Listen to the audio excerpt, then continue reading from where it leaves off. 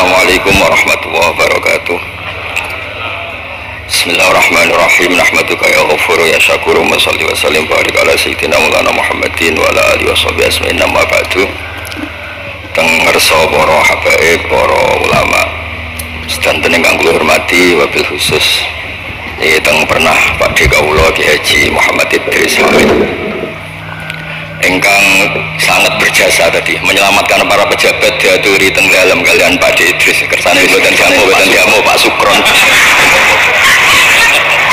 niku tak anggap prestasi terbaik di hal ini. Terus kula siap jadi korban ngajak Mas Ama kalian Mas Aziz sing ben diamuk benono. Alhamdulillah wau diseneni kena khitab nahi mungkar sing kereng. Terus kula niku kadang-kadang nggih saged kereng, tapi kereng kula niku sisi ilmiah yang ekstrim. Jadi negara ini atau umat Islam ini nggak boleh dilatih difasilitasi Gus Ipul. Nanti agama ini menjadi bergantung wali nawa kota. Saya ingin agama seperti zaman Pak Hamid, izul mu'min qiyamuhu bilal, atau syaraful mu'min qiyamuhu bilal wa izuhu istighna'uhu anin nas. Terus sing tekoskan tentang mriki nak bengi tahajud terus yakin sujud itu kenangan terbaik, aset terbaik. Sehingga jenengan ra perlu hasud, aku ra wali kota, aku ra kiai gede, aku ra mubalek populer, karena sudah punya nikmat sing khairan minad dunya wa ma fiha. Terus mungkin Menteri Keuangan di kepena, Menteri waktu sau masana sih kepena, mereka buatan dituntut macam-macam. Orang asik dengan tahajud, dengan sujud. Tapi kalau masyarakat kita ada asik dengan tahajud, ada asik dengan sujud, itu penggawean ini demo untuk pemerintah. Terus solusi bangsa ini tidak sekedar pemerintah itu baik, pemimpin itu baik, tapi rakyat juga baik. Kalau nate matur tengki hasib, putranipun bawah. Kebaikan konsensus itu dimulai dari kita. Misalnya barokahnya orang Indonesia itu sholat. Itu banyak orang yang punya anak cantik itu dilamar orang kaya tidak mau, hanya karena yang kaya raya ini tidak sholat. Padahal kalau nikah sama orang kaya ekonominya selesai. Padahal miskin kan. Jadi rakyat itu pun heroik Gusipun. Demi cari mantu yang sholat itu direwangi di mantu marat santri mergo sholat. Sing lamar juga boten sholat. Nah kalau rakyat sudah punya konsensus gitu, mereka tidak akan milih pemimpin yang terkenal tidak sholat, apapun baiknya sosialnya. Sehingga tolok ukur kebenaran ini menjadi tolok ukur politik juga. Kan nggak mungkin masyarakat yang sholat terus nganggap pemimpin yang baik itu yang tidak sholat. Masyarakat kita anti zina, anti prostitusi, karena itu fahisyah. Sehingga juga tidak milih pemimpin yang punya perilaku seperti itu. Masyarakat kita humanis, menghormati hak orang lain, hak buruh, juga tidak akan memilih pemimpin yang jahat, yang sadis, yang macam-macam. Nah nilai bersama ini yang coba kita bangun. Tahu Dewi Pak Sukron bikin sakofa Islamiyah, sehingga ini dimulai dari kita.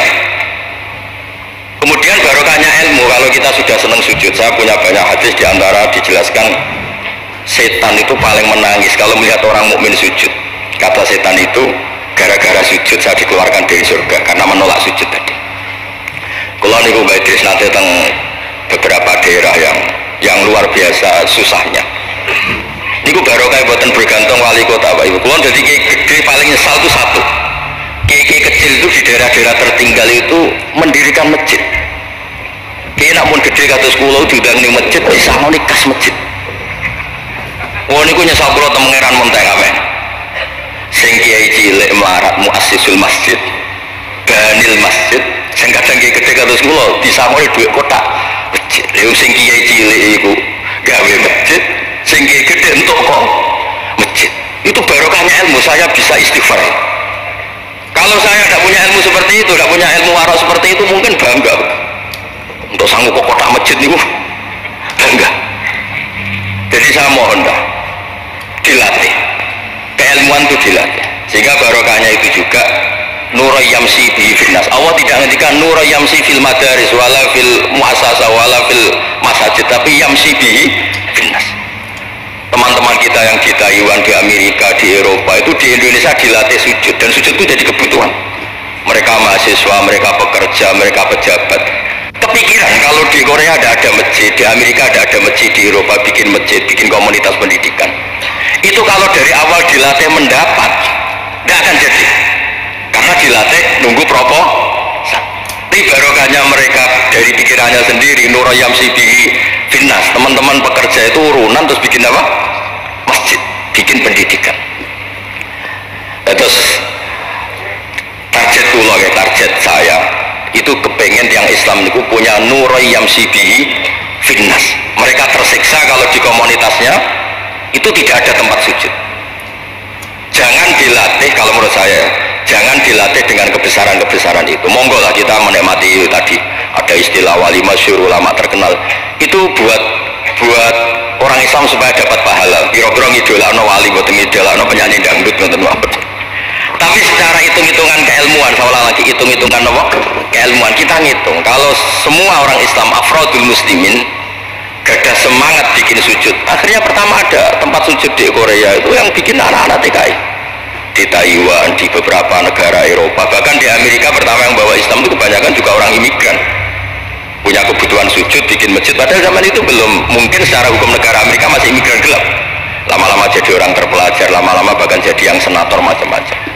Itu dimulai dari Nur Yamsi bihi finnas, bukan dimulai dari kebesaran.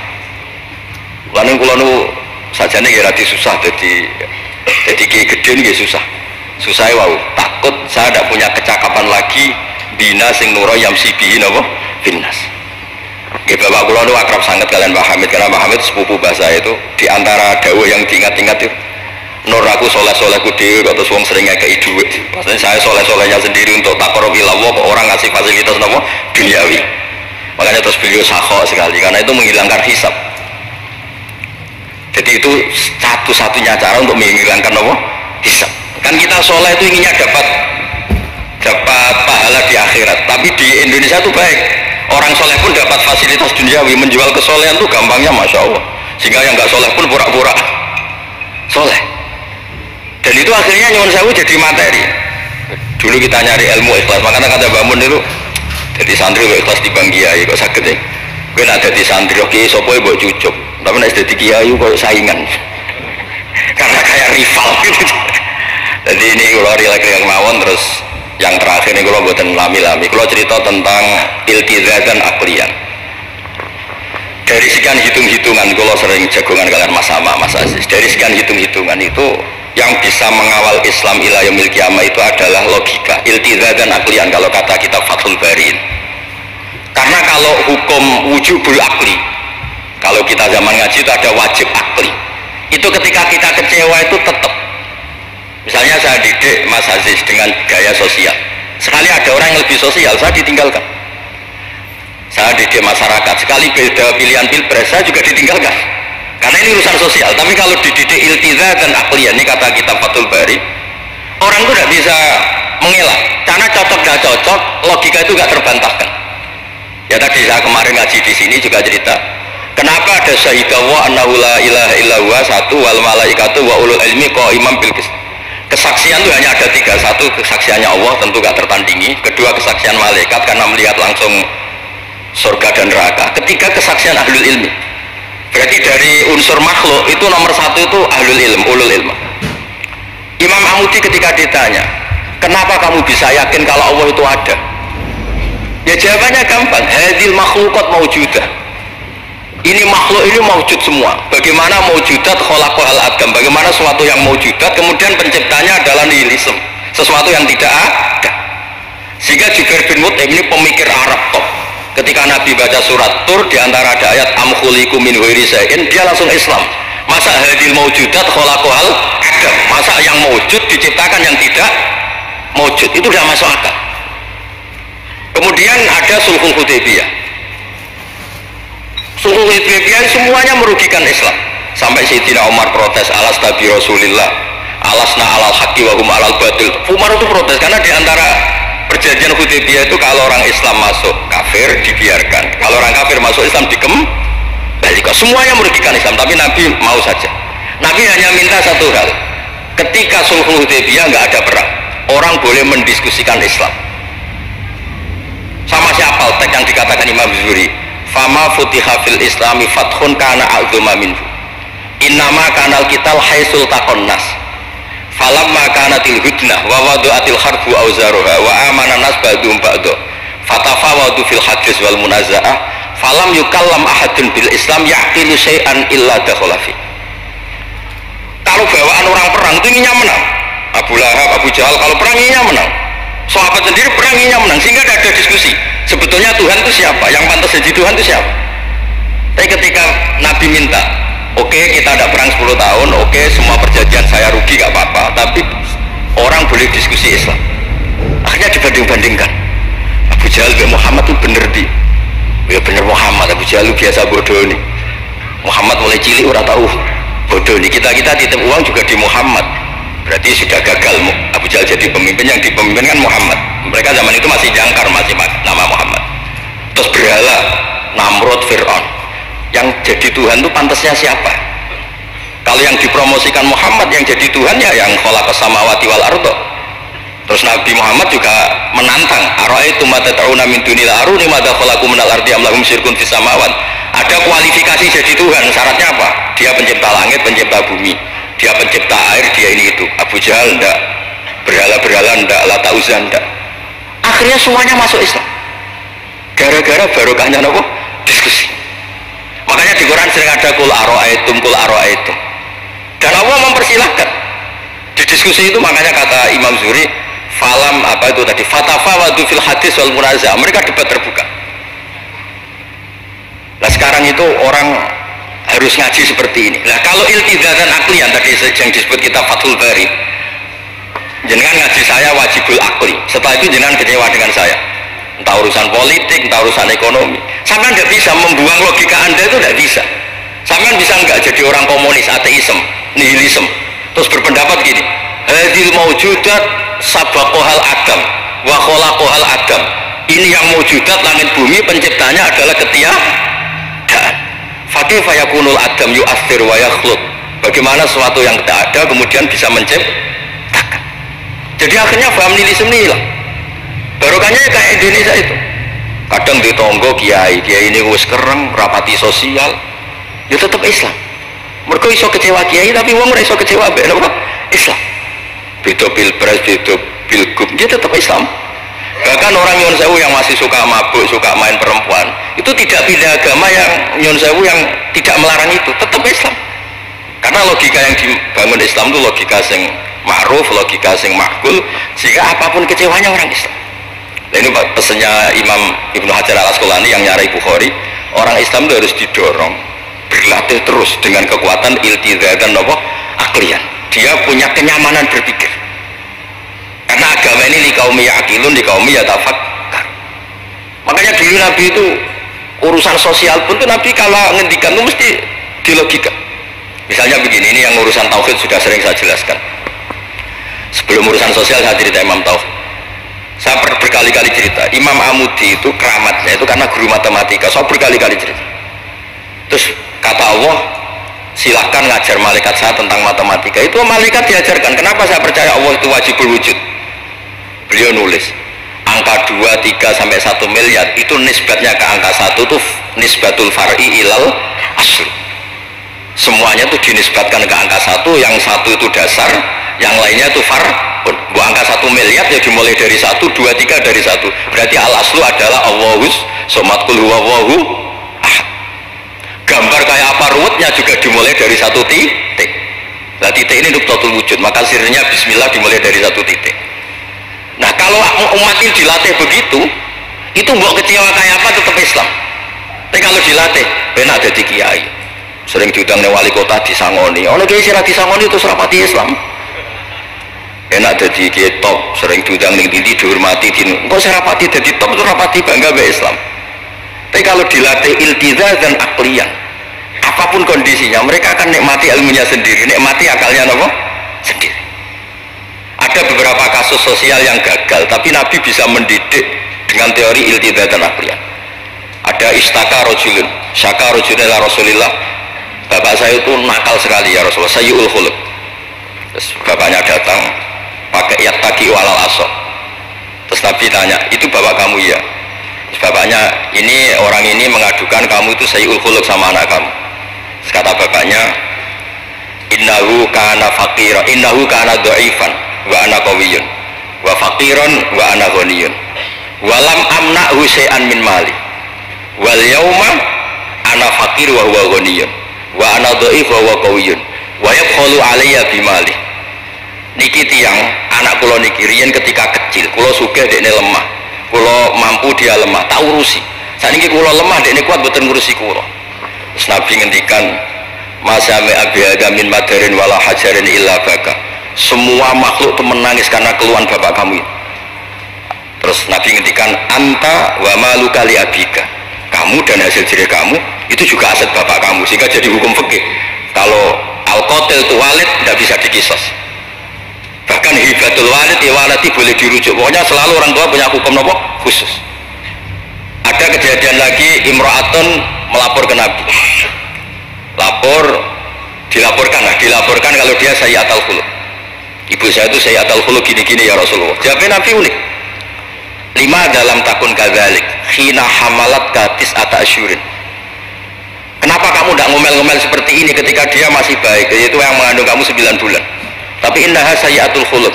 5 dalam takun kadzalik khina ardu'atka haulaini kamilan. Terus tapi innaha sayyi'atul khuluq. 5 dalam takun kadzalik khina sahirat lailaha khina sahirat laka lailaha wa khina asma'at laka naharuha. Kenapa kamu tidak ngomong seperti itu ketika kamu masih butuh susunya, butuh binaannya? Sekarang kamu kuat baru ngomong gitu. Terus kata pemuda tadi, laqad jazaituha ya Rasul. Saya sudah membalas itu. Apa balasan kamu? Laqad hajatuha ala unuki. Dia pernah haji tak gendong. Tapi Nabi ngendikan fawwa ma jazaitaha. Kamu tetap tidak bisa balas jasa ibu kamu. Jadi orang ketika ingat sisi sayyi'atul khuluq ibunya ketika sepuh, Nabi mengeset ulang. Apa seperti itu? 5 dalam takun kadzalik. Kenapa ibu kamu tidak sayyi'atul khuluq ketika hamalat katis ata asyurun? Kenapa saat itu kamu tidak digugurkan, dibuang ke kali daripada dia anak akhirnya gak ngaku ijazahnya orang tua? 5 dalam takun kadzalik khina ardu'atka haulaini kamilan. 5 dalam takun kadzalik khina tadi sahirat laka lailaha wa asma'at laka naharuha. Itu Nabi. Jadi saya ini termasuk kiai lah yang ingin semuanya kita baik itu karena ada kemampuan iltiza dan aklian, supaya agama ini dikaumi akilun, dikaumi yatafakkar. Kalau agama ini dijual dengan isu-isu sosial, itu bahayanya itu orang-orang kecewa. Loh, saya itu akal sama disebut, belum pernah main ke wali kota, bukan soal zuhud. Mau nak disangoni, terus suatu saat disangoni sedarani medit, terus kurang suguhannya tersinggung, terus ribet-ribet. Pokoknya agama kalau dijual sosial itu ribet, karena terus tuntutannya itu mukafah. Makanya Nabi itu dulu pinter sekali kalau misalnya masalah zina. Ada pemuda itu hipersek, nggak bisa Islam, karena kalau Islam itu melarang zina. Akhirnya geger istadzana fi zina. Saya mau masuk Islam tapi boleh zina. Geger kan sahabat menghalus supaya gak sowan Nabi. Ketika geger-geger Nabi tahu itu ada apa? Ada pemuda mau masuk Islam tapi yastazinu fi zina, dia harus boleh zina. Kata Nabi, mah suruh sini. Betul kamu pemuda yang mau masuk Islam kalau tetap boleh zina? Ya Rasulullah, saya ini dipersek, saya ini. Kata Nabi ngendikan pertama itu atuhibbu li ummi. Kamu suka anak ibu kamu jadi demenan orang? Ya tidak suka ya Rasulullah. Atuhibbu li binti, kamu suka punya putri yang jadi demenannya orang? Ya tidak suka Nabi. Terus atuhibbu li kholatik, atuhibbu li ammatik. Terus dia selalu jawab walan nasuhibuna. Semua orang tidak suka kalau ibunya begini, putrinya begini, gini. Terus kata pemuda tadi, demi Allah, saya belum keluar dari majelis Rasulullah, tidak ada sesuatu yang abghada syai'in ilayya min zina. Dan sesuatu yang paling saya benci kayak zina, karena diset. Ya sama seperti kita mungkin yang jadi kiai gede itu dalile al-yadulullah khairul sufla, tapi prestasi dari kiai ini entuk ora tahu memberi. Ya sama seperti yang dilakukan Pak Sukron Makmun. Dulu kiai dulu itu berjasa, sekarang kita itu makan apa? Jasa. Jadi ini ya tadi karena saya ingat betul di antara wasiatnya Mbah Hamid itu masih sepupunya mbak saya itu ke bapak saya, ke aku itu soleh-solehku dewe tak golek ridane pengiran, tapi wong dihormati koyo ngene. Kadang beliau itu sembunyi karena dengar mau ada orang ngasih uang. Itu yang diceritakan abahnya Mas Arwani Pak Taifur. Mbah Hamid itu sembunyi, ditanya sama balik kok sembunyi kayak ngopo. Iku ana wong ngenteni aku pengen kei dhuwit. Lah niku kiai-kiai jarang wani crita niku mergo ya ketoke kok piye. Delek ambek wong sing pengen kei dhuwit. Mulane kula ana wong medhit iku seneng. Kulo niku dadi kiai sing salam tempel iki kathah. 100.000 ya njaluk swarga, 1 juta ya njaluk swarga. Nah Gus Ipul 5 juta njuk dadi presiden, wah malah larang meneh. Mergo logika kula logika sederhana. Nah ana wali santri kok lomo ya tak dhuwit tak nggo apa lah. Riyen Mbah Hamid tadi kei dhuwit macam-macam niku wonten sing tangklet. Itu kan duit yang macam-macam Mbah Hamid. Engko ora ana gunane, ya dikasihkan fakir miskin. Nah ana wali santri medhit kula ge seneng. Ngringakno kisah. Ya ora pesen swarga. Lah itu ilmu namanya. Disenengi wong ya enak, dimedhiti wong ya enak. Mergo 100.000 njaluk swarga atok sira salam templek gak nuntut apa kan? Saya itu pengagum Imam Syafi'i ya karena ilmiah. Imam Syafi'i itu ditanya orang. Tadi orang yang cium tangan Anda, yang hormat Anda, di luar tuh ngomel-ngomel ngerasanin Anda. Jawab Imam Syafi'i lucu. Berarti saya wibawa, buktinya depan saya ada berani. Dianggap enteng mohon. Berarti saya wibawa, buktinya di depan saya tidak berani. Ada orang lagi, itu separuh kampung tuh tidak suka kamu. Jawab Imam Syafi'i enak, malah enak rautan. Mereka orang seneng tuh macam-macam kan. Man ahsana ilaika faqad qayyadaka wa man asa ilaika faqad atlaqaka. Orang yang baik dengan kamu itu ngikat kamu.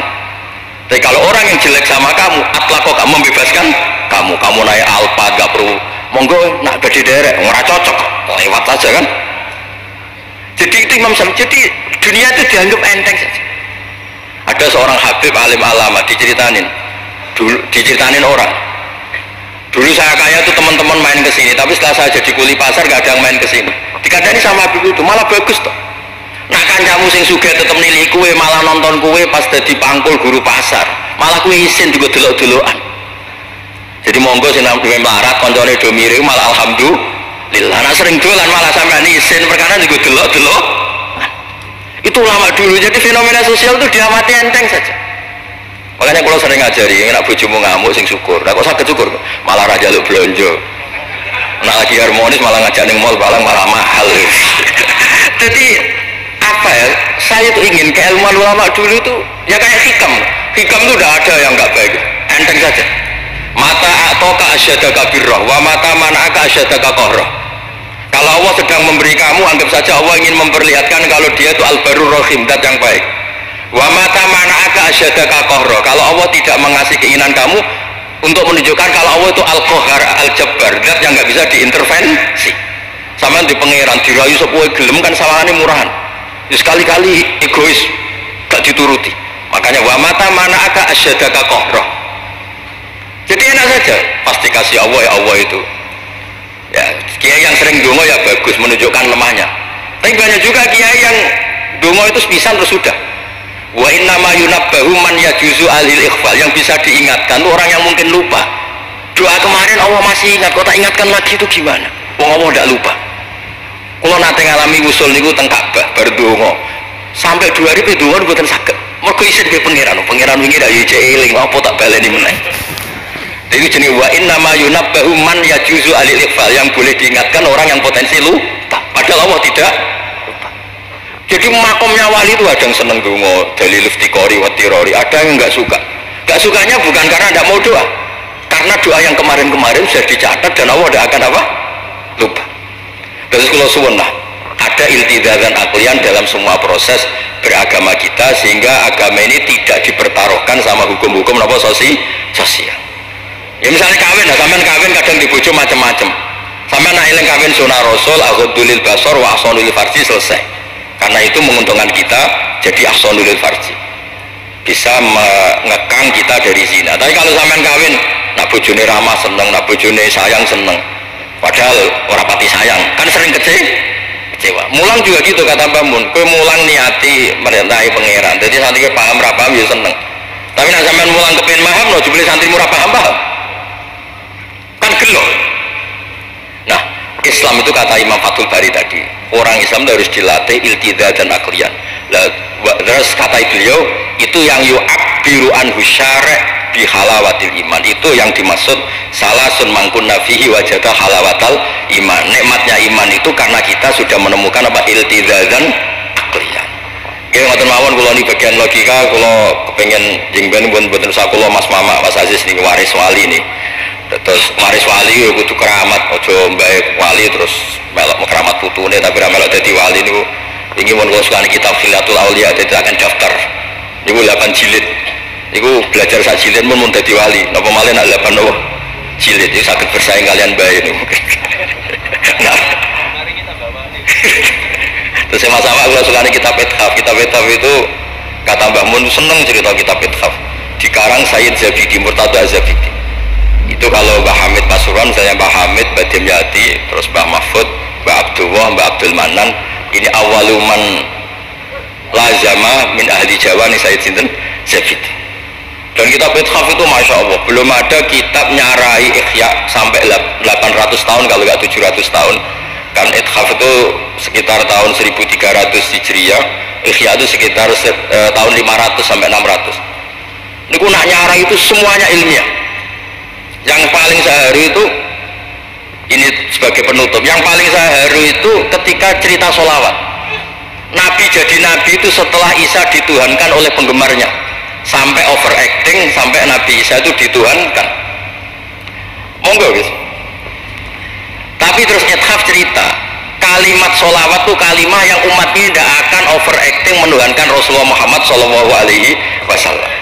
Karena Allahumma itu pemberi, Nabi itu penerima. Kita tetap mencintai Nabi yang luar biasa, tapi tetap Allah itu pemberi, Allahumma pemberi, Nabi Muhammad penerima. Sehingga nggak akan salah posisi, yang Allah tetap Tuhan, yang Rasulullah Muhammad tetap abduhu wa rasuluh. Barokahnya redaksi sholawat Allahumma sholli ala sayyidina Muhammad, yang Allah tetap Tuhan, yang Rasulullah tetap abduhu wa rasul. Apapun senang kita pada Nabi. Nah itu juga barokahnya apa? Makanya kata Burda yang sering dikutip Sayyid Muhammad, kalau madu Nabi damat gadun nasorofi nabi ini wahkum bima syita madhan fihi wahtakim. Dan itu kalimat yang luar biasa, yaitu kalimat sholawat menunjukkan mahabbah ke Rasulullah, tapi posisinya Allah tetap al-mu'ti, Nabi tetap al-mu'ta, wa nabi wa injalla qadruh muhtajun ila rahmatihi ta'ala. Itu kata Sayyid Zabidi. Kayak apa barokahnya ilmiah sholawat yang redaksi kita baca terus, ternyata itu yang menjadikan hadil ummah tidak akan terperosok kayak orang-orang Nasrani. Nggih ngoten mawon, ngapunten ingkang kathah. Assalamualaikum warahmatullahi wabarakatuh.